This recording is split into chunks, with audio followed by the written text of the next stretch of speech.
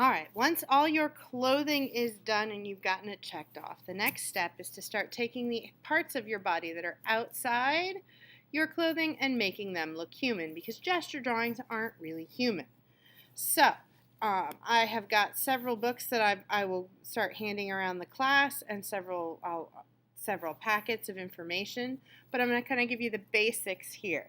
So if you look at this illustration of the arm, and here's a front view of the arm.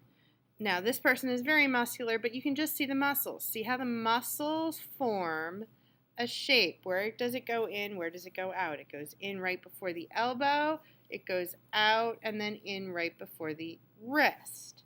So if I look here, I'm only drawing this outside, so it's got to go in a little bit at the elbow. The elbow is kind of pointy.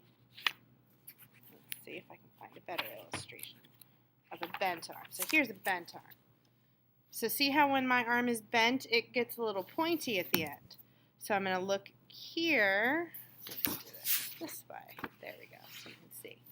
So I'm going to make that end a little pointy. I'm going to bring this in. See how this top is rounded as it comes into the wrist. And now I can start erasing the gesture on the inside. This also kind of rounds in a little bit. So this part is tricky. I've done this many, many times, which is why this is going so quickly for me. And you can also tweak and alter any of the details you need to on your shirt. So, hands. Now I'm going to show you how to do a basic hand right now. You're going to take, if you look at your hand,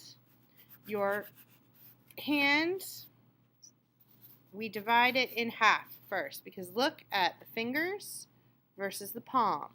So fingers and palm are half, so we divide it in half. That's fingers versus palm. Now if we look at the palm is kind of squarish. So we kind of square it out, and see how it comes in, it goes out from the wrist. So we're going to make it a little wider than our wrist. Okay, so now I've got the palm.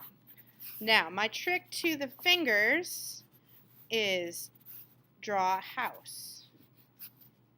So see how it goes up and down? That's the house.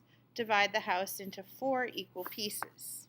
That gives you the 4 fingers. Let's see if I can get that zoomed in a little bit more. That's a little better. So 4 equal pieces. 1, 2, 3. Then each of those can be where each of your fingers go.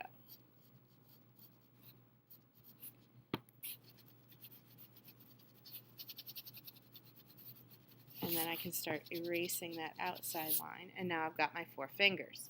Now the tricky part, the part that most people forget, is your thumb attaches at the bottom of your hand. So it attaches right down here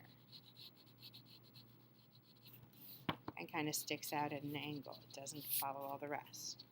So that is an open hand. If you want to do a closed hand, you can do that too. If we look at a fist, the fist is not the same size as an open hand. So the fist would only be this big. So if this was my hand, the fist I would erase that top half. So the palm stays similar. It's still kind of that square. On a fist, you just see the fingers popping up above that palm. And you see the thumb on the outside. And then you can go in and erase your little details and make it a little bit more detailed.